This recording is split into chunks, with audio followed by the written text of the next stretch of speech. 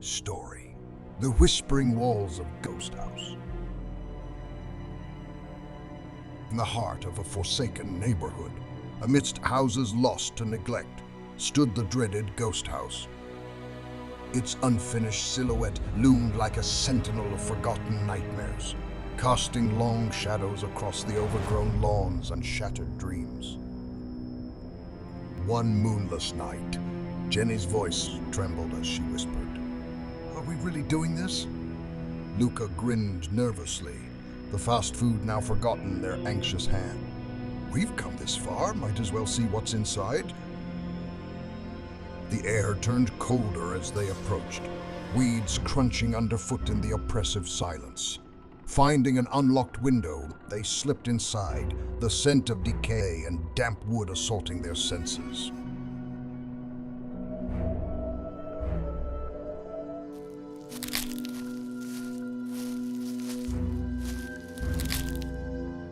"This place gives me the creeps," Kylie muttered, eyes darting to the shadowed corners. Splitting up, they ventured deeper into the labyrinthine rooms. Upstairs, the narrator's breath caught at the sight of exposed beams and whispering winds, but it was in the basement, beneath a crooked staircase, that terror awaited. As the narrator descended, the stale air thickened with a nauseating stench. A flickering light revealed an old Bible on a small table, its pages yellowed and brittle. Suddenly, footsteps echoed from above, frantic and unmistakable.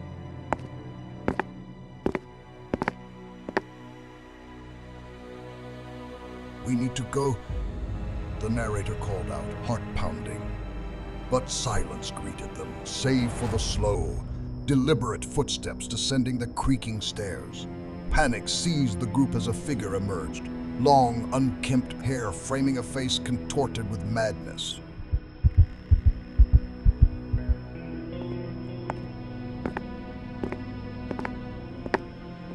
"Holy!"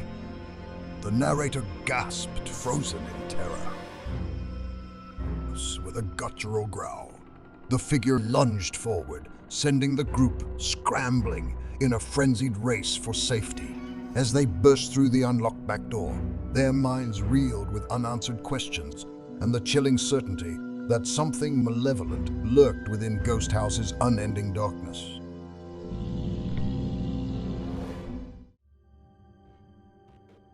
Story twos.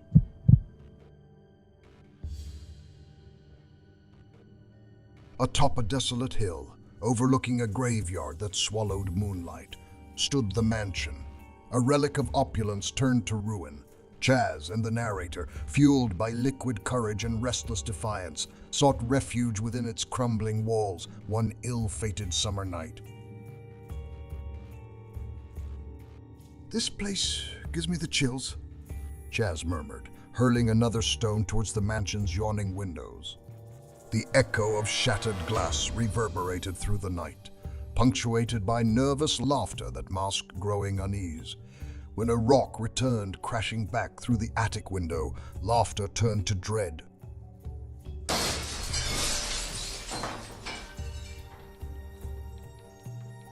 "We shouldn't be here," the narrator whispered, eyes wide with fear. But curiosity proved a darker master as they ascended to the attic, where moonlight filtered through broken panes to reveal a scene of occult horrors. A pentagram stark against rotting floorboards seemed to pulse with a malignant energy, candles casting flickering shadows that danced like specters in the darkness. What is this?" Chaz stuttered, voice betraying raw fear.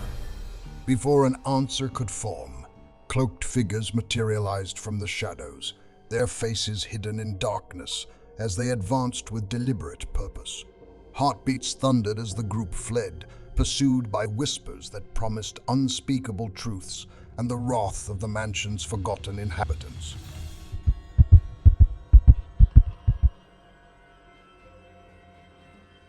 Descending through corridors choked with dust and dread, they stumbled upon a hidden chamber, a closet door sealed shut, emanating a stench of decay that clawed at their throats. As darkness closed around them, the certainty that some doors should never be opened burned like a brand upon their souls.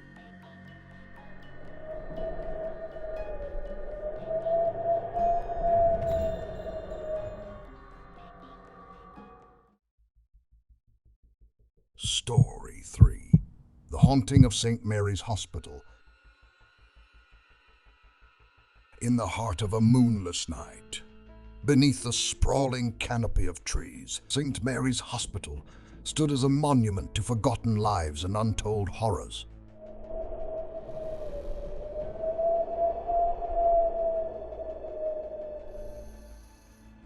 For Joshua and the narrator, fraternity pledges bound by loyalty and dread. It became a crucible of darkness they could never forget. Whispers of phantoms and restless spirits haunted their steps as they crept through shattered windows and crumbling corridors. The air hung heavy with the stench of decay and something more, a palpable sense of malevolence that clung to the shadows like a shroud. "I don't like this," Joshua muttered, eyes darting nervously.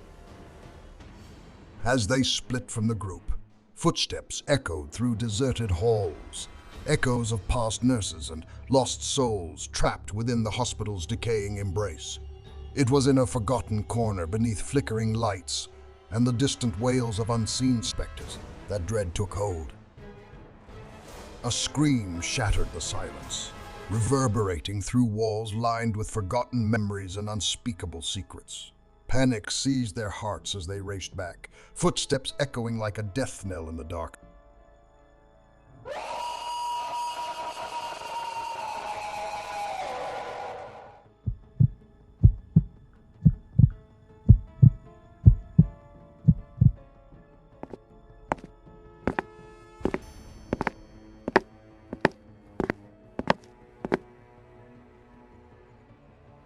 "Did you see that?" the narrator gasped, breath catching in their throat. Joshua's eyes widened in terror as they stumbled upon a figure, shadowed and indistinct, yet undeniably human. Its presence a mockery of sanity and safety in the forsaken. "We have to get out of here," Joshua urged, voice trembling with adrenaline-fueled desperation. They fled through twisting corridors and labyrinthine paths, pursued by whispers that promised only madness and the unrelenting grip of St. Mary's tortured past.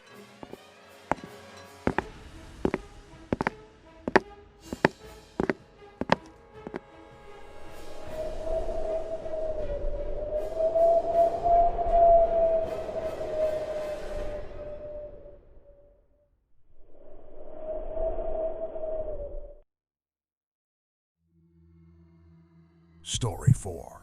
The Whispering Gallery.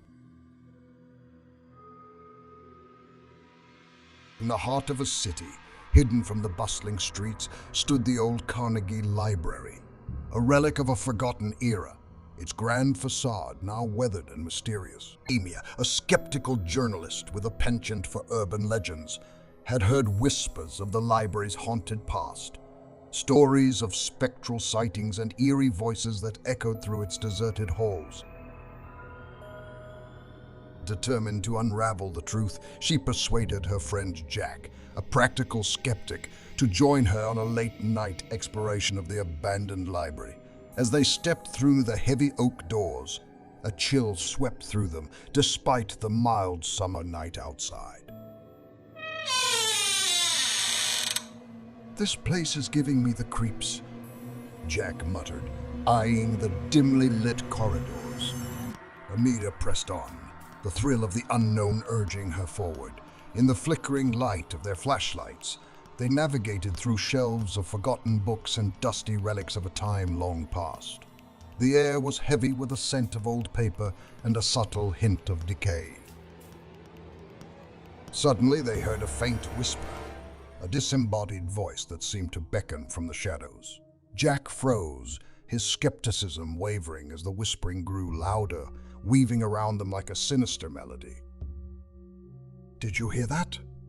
Amelia's voice quivered, hand tightening around Jack's arm. As they ventured deeper, the whispers intensified, forming coherent words that sent shivers down their spines. Shadows danced along the walls, distorting into fleeting figures that vanished as quickly as they appeared. Their exploration led them to a forgotten chamber, a secluded reading room cloaked in darkness. Cold sweat prickled on their skin as they stood before an ancient manuscript, its pages yellowed with age and secrets untold. In the stillness, a sudden gust of wind extinguished their flashlights, plunging them into darkness. Panic gripped them as the whispers crescendoed into a cacophony of voices, echoing tales of despair and longing. "We need to get out of here." Jack's voice trembled, fear palpable in his words. They stumbled towards the exit, pursued by unseen forces that seemed to mock their curiosity. As they crossed the threshold, the library fell silent once more, leaving them with unanswered questions and a lingering fear of the unseen that lurked within its haunted walls.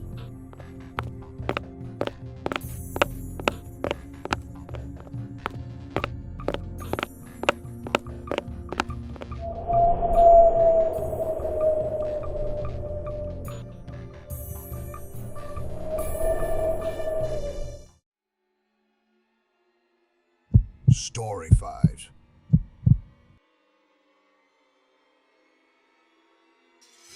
In the heart of a once vibrant theater district, the Marlowe Theater stood as a testament to faded glamour, a relic of a bygone era now consumed by neglect and decay.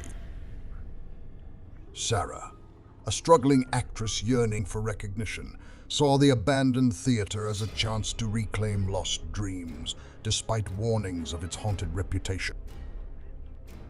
With her friend Alex, a pragmatic realist by her side, they ventured into the crumbling edifice, its once grand halls now a labyrinth of shattered dreams and forgotten performance. The air was thick with a musty scent of dampness and a faint hint of something darker, a presence that seemed to linger in the shadows.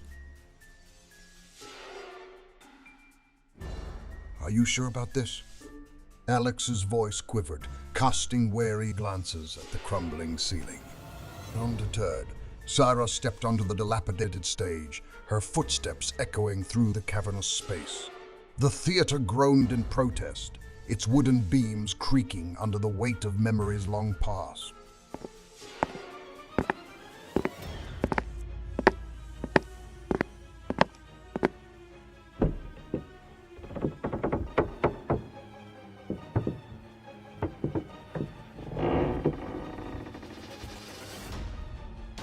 As Sarah recited lines from an old script, the air grew charged with a palpable energy, a haunting echo of applause that reverberated through the empty seats. Alex watched, unease growing as shadows flickered along the walls, distorting into fleeting glimpses of figures that appeared and disappeared in the blink of an eye.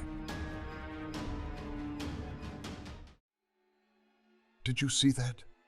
Alex gasped, voice barely above a whisper. Sarah turned towards a dressing room, a forgotten alcove littered with remnants of costumes and cracked mirrors. In the dim light, she caught a glimpse of a spectral figure, a phantom actress in a gown of faded silk, her eyes hauntingly familiar yet distant. As Sarah reached out, a chill swept through the room, accompanied by a chorus of whispers, a symphony of voices trapped in a liminal space between reality and myth. The theater seemed to come alive with the echoes of performances past, each voice pleading for recognition in the silence.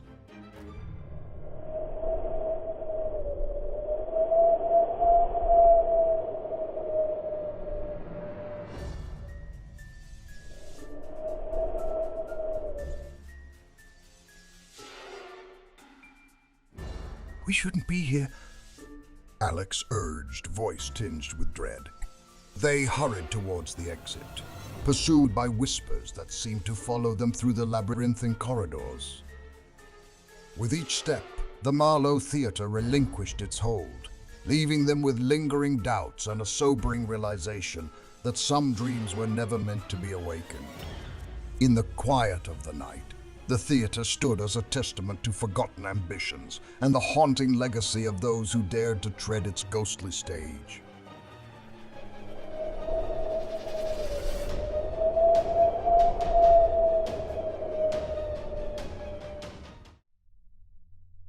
Story 6. The Horrors of Danvers. In Danvers, Massachusetts, the creepy ruins of Danvers State Hospital still stand, a psychiatric facility infamous for its bizarre history and macabre paranormal activity. Opened in 1878, the hospital was originally built to provide compassionate care for people with mental illness, but over time it became a place of horror and suffering. By the mid-20th century, Danvers State Hospital had become a house of horrors. Overcrowding leads to horrifying conditions as patients are crammed into small, dirty rooms. The hospital's treatment methods were brutal. Patients were subjected to torturous electroshock therapy, and brutal lobotomies were performed without anesthesia, leaving many in a zombie-like state. The screams of patients undergoing these procedures can be heard echoing throughout the hallways, adding to the horrifying atmosphere of the psychiatric hospital.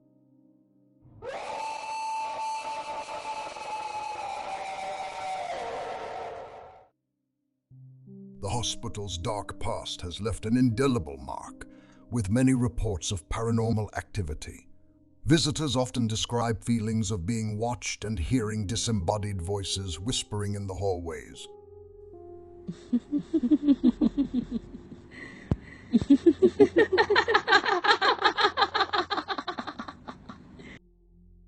It is common to see dark shadows running through decaying hallways and feel cold spots in rooms where incomprehensible actions take place. Room 502 is famous for being the most haunted place in the hospital. It is said that a particularly cruel nurse once tortured patients in this room. The evil spirit of this nurse is said to still lurk, causing terror to anyone who dares to enter. Witnesses have reported seeing the ghost of a woman with sunken eyes and a crooked smile, accompanied by a rotting smell. Urban explorers who have dared to enter the hospital describe it as a journey into a real-life horror movie. The air was thick with the smell of decay, and the silence was broken only by the occasional whisper of rodents. The walls are covered in creepy graffiti, and old medical equipment is abandoned, adding to the creepy atmosphere. One explorer recalls finding a room filled with rusted ambulances and chains hanging from the ceiling, remnants of the hospital's terrible. The story of Danvers State Hospital is a painful reminder of the dark secrets that some abandoned buildings hold, echoing with the cries of the tormented souls who once lived there.